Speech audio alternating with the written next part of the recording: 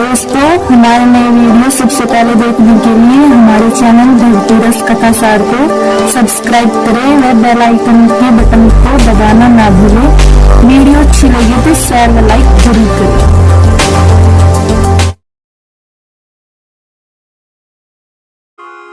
सुखदेव जी के द्वारा इस श्रीमद् भागवत जी को कंठस्थ याद कराकर और सुखदेव जी के द्वारा इसका प्रचार प्रसार कराया है।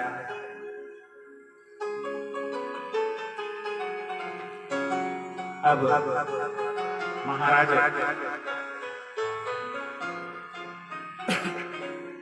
श्री सूत जी सोन का 88,000 ऋषियों से कह रहे हैं कि ऐसी कथा को जो मानव कल्याण के लिए सुखदेव जी ने महाराज परीक्षित को सुनाई है, पुराणों की विद्या दिगंबर है। सोनकादि ऋषियों ने पूछा, ये परीक्षित कौन है? जिस परीक्षित को सुखदेव ने ये कथा सुनाई, इस परीक्षित का नाम आप हमारे सामने बार बार ले रहे हो, ये परीक्षित है कौन? महाराज सुखदेव जी कहते बोले, मैं वैसे तो इस परीक्षित की कथा आपको सुनाना अच्छा नहीं समझता, आवश्यक नहीं समझता, लेकिन फिर भी मैं आपको परीक्षित की कथा सुनाता हूँ। परीक्षित के जन्म की कथा। बोले, जिस मानव के, जिस मनुष्य के नाम से भगवान का नाम जुड़ता हो, ऐसे भक्त की कथा जरूर सुना देनी चाहिए। ऐसा सुंदर सौभाग्यशाली और कौन हो सकता है? महाराज परीक्षित जी को 7 दिन में मरने का श्राप है। श्री सूत जी ने कहा कि परीक्षित के जन्म का प्रसंग है।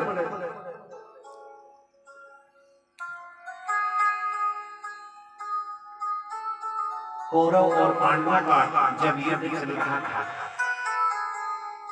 सभी कौरव मारे गए, कौरवों में केवल एक बचा, दुर्योधन। आदरणीय भीमसेन ने अपनी गदा के प्रहार से दुर्योधन की जंघा को तोड़ दिया। कुरुक्षेत्र की भूमि में दुर्योधन असहाय अवस्था में पड़ा हुआ है। पल पल एक एक पल अपनी मौत का गिन रहा है, रो रहा है। कब मेरी मृत्यु आ जाए कौन जाने। ऐसी उसकी परिस्थिति। कौरवों के गुरुदेव के पुत्र अश्वत्थामा, द्रोणाचार्य के पुत्र अश्वत्थामा, ये दुर्योधन के परम मित्र हैं। अपने असहाय मित्र को मिलने के लिए पहुंच जाते हैं। जाकर के रोते हुए दुर्योधन को अश्वत्थामा से देखा नहीं गया और कहने लगे कि हे मित्र, जिन्होंने तुम्हें ऐसे अवस्था में घायल कर दिया, मैं प्रण करता हूं कि जब तक मैं उन 5 पांडवों का शीश ना उतार दूं, तब तक मैं तुम्हारे सामने अपना चेहरा नहीं दिखाऊंगा। ऐसा प्रण करके अश्वत्थामा जी,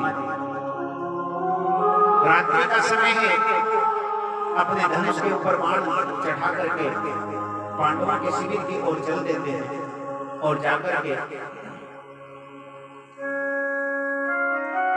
रात्रि के 12 बजे हैं। महाराज 5 पांडव सो रहे थे।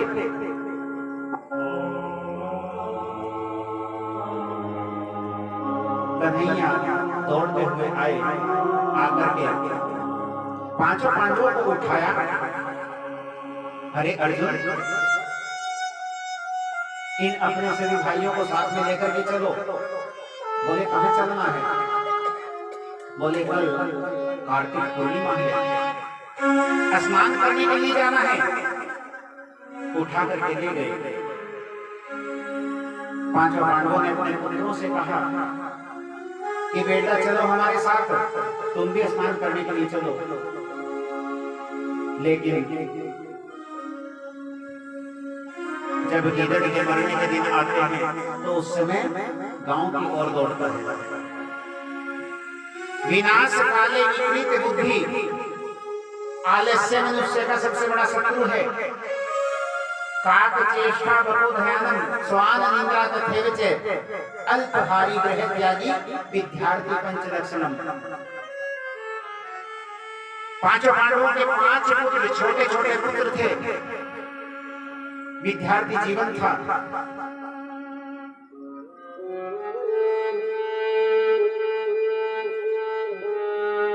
आलस्य कर गए, आलस्य में बोले पिताजी नहीं, हम नहीं जाएंगे, तुम चले जाओ, हमें तो नींद आ रही है। अब पांचों के पांचों चद्दर बांध करके सो गए। अश्वत्थामा ने जाकर के धनुष के ऊपर बाण चढ़ाया और पांचों का शीश धड़ से अलग कर दिया। पांडव समझ करके बोले ये पांडव सो रहे हैं। थाली में सजा करके दुर्योधन के पास ले गया। दुर्योधन को दिखाया। दुर्योधन ने जैसे ही कपड़ा वस्त्र उतार करके देखा तो तुरंत दुर्योधन चीख करके पुकार करके रोने लगा। अरे पापी ने तूने क्या कर दिया? तुझे शर्म नहीं आई? तुझे जरा भी दया नहीं आई? तो इन छोटे छोटे बालकों को मार करके लाया है। पापी, मैंने तुझे इनको मारने के लिए नहीं कहा था। आज तूने हमारे कुल का विनाश कर दिया। हमारे मरने के बाद हमें कोई जल देने वाला नहीं रहेगा। धिक्कार है तेरे जीवन पर, धिक्कार है तेरी मित्रता पर। दुर्योधन रो रहा है और ऐसे रोते हुए दुर्योधन को तड़प तड़प करके दुर्योधन ने अपने प्राणों को त्यागा है। कन्हैया की याद की है, मरते समय कन्हैया को याद किया है।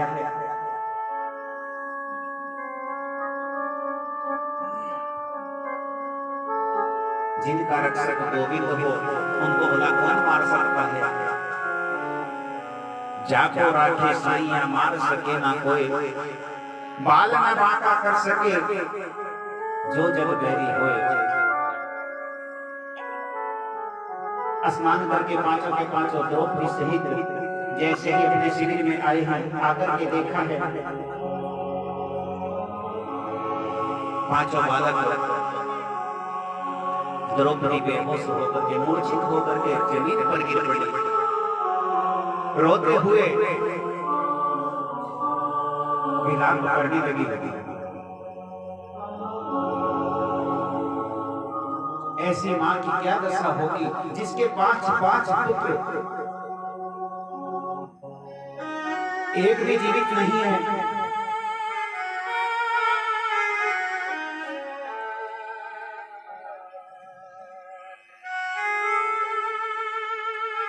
पांच पांडव रो रहे हैं। कन्हैया को पुकारा। कन्हैया ने 5 पांडवों का धैर्य बंधाया।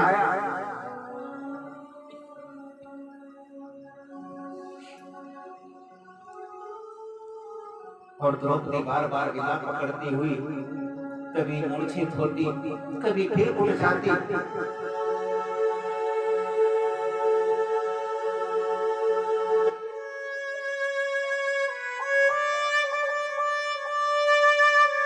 और द्रौपदी ने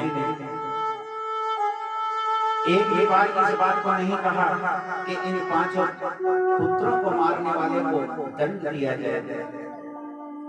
अर्जुन ने प्रण किया कि जिसने मेरे पुत्रों को मारा है मैं उसको सूर्यास्त होने से पहले पहले मार दूंगा, वरना तो मैं चिता में जल करके भस्म हो जाऊंगा। अर्जुन दौड़ता हुआ अश्वत्थामा को ढूंढने के लिए निकल पड़ा।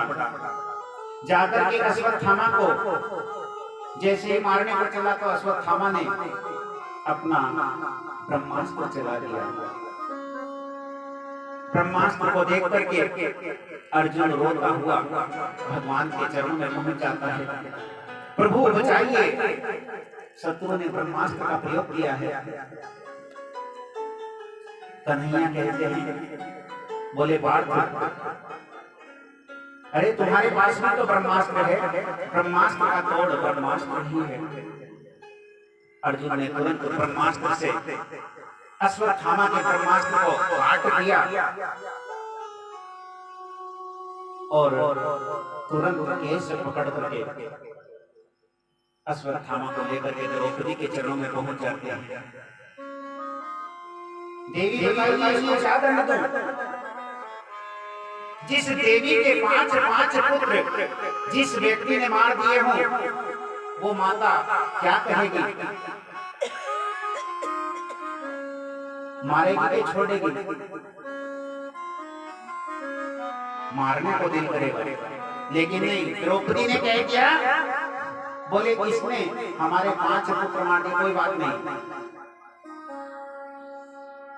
इसके मारने से यदि आप इसको मारोगे तो इसको मारने से हमारे 5 पुत्र वापिस नहीं आएंगे। पहली बात। दूसरी बात, ये तुम्हारे गुरु का पुत्र है। जैसी अवस्था आज मेरी हो रही है, ऐसे तुम्हारी गुरु माता की अवस्था हो, ऐसा मैं नहीं चाहती। इसलिए इसको छोड़ दो, मत मारो। और द्रौपदी ने जब ये वचन कहे, अर्जुन ने सोचा ये तो मोम का हृदय हो गई। युधिष्ठिर के पास गई, युधिष्ठिर ने भी मना कर दिया, बोले जैसा राजनीति कहती है वैसा कर लो।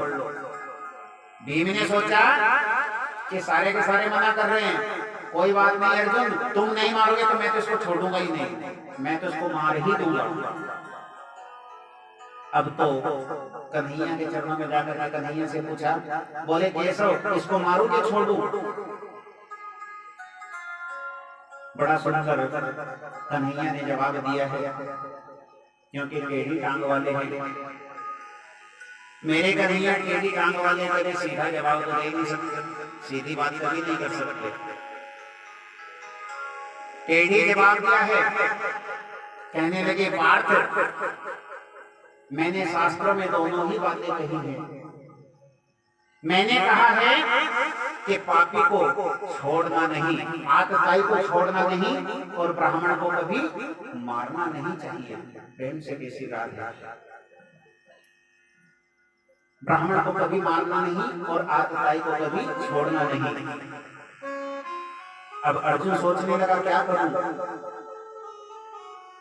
मारूं तो भी पाप और छोड़ूं तो भी दिक्कत है। अब तुरंत अपने कर्कश से बाण निकाला और बाण निकाल करके अश्वत्थामा के मस्तक में मणि थी, उस मणि को बाण की नोक से निकाल दिया और केस पकड़कर धक्के देकर के दाढ़ी मूंछ मुंडवा करके अपने शिविर से बाहर कर दिया।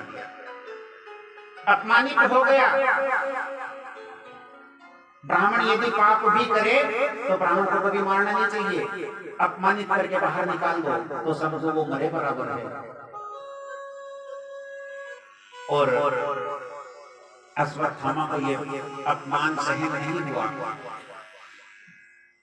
अश्वत्थामा को चाहिए तो था पांडवों का एहसानमंद होना, क्योंकि उसने मरने का कर्म किया है, उसको मर जाना चाहिए था, लेकिन उसको मारा नहीं पांडवों ने, जीवित छोड़ दिया। चाहिए था कि एहसानमंद हो जाए, लेकिन नहीं, उसने और उल्टा किया, उसके विपरीत काम किया है। अब की बार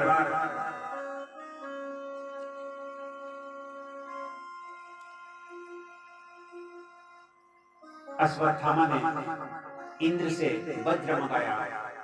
इंद्र के वज्र के द्वारा